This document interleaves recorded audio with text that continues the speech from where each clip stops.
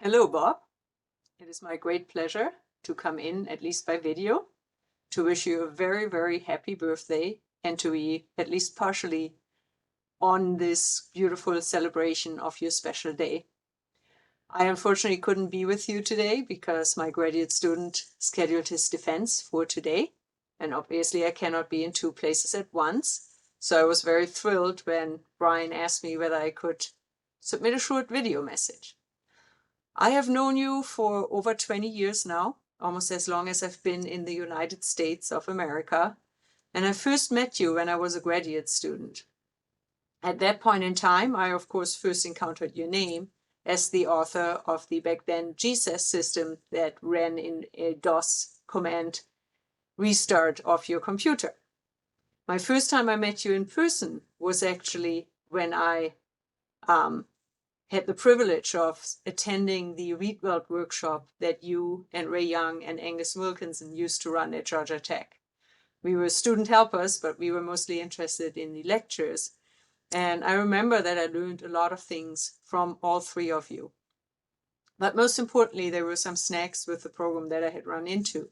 And you were happy to answer my questions. They may not always have been the most straightforward answers that I was hoping for, but they were definitely honest and they were definitely worthwhile exploring. This is something that has certainly held true for a long time afterwards. Anytime I ran into a problem with one of the programs that you were involved in, be that GSAS or GSAS-II, I could simply send you an email message and you would always be happy to help and reply and help other people to advance their science. This is who you really are, and that is what we are celebrating today. You are a scientist, you are a crystallographer, you are an author of amazing software that helps so many other powder people and by now also single crystal people to analyze their data. And you are always willing to teach and help others. And I want to thank you for that. Now, one of my favorite memories though is that at least in the old days, programs didn't always do everything that the user wanted. So way back when, GSAS did not read CIF files. That lasted until Bob started working on proteins. We actually met at Brookhaven when he was collecting his synchrotron data set on a protein. I was doing some high pressure experiments and he stopped by our beamline, took one look at my pattern and said, I have more reflections below 2 degrees than you have in your whole pattern.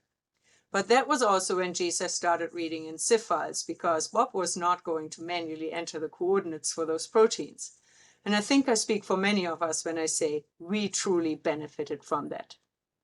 Now, that was my personal head as somebody who has definitely looked up to you, Bob, for a lot of my career, who has learned from you, and who has had the privilege of learning from you and sometimes coming alongside you in the later years to actually help teach certain things.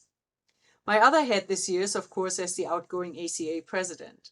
And the ACA is definitely very grateful to all the contributions that you have made, both to crystallography and to our organization. You served as our president in 2009, and I remember that ACA meeting in Toronto very well. You were definitely somebody who always had the best interests of our organization in mind. And it was only fitting that in 2019, we honored you with the True Blood Award, you and Brian actually. You are somebody who has contributed to crystallography, especially powder analysis with the Rietveld method through GSAS and GSAS-II over the decades, and you have advanced the science that many of us have been able to do.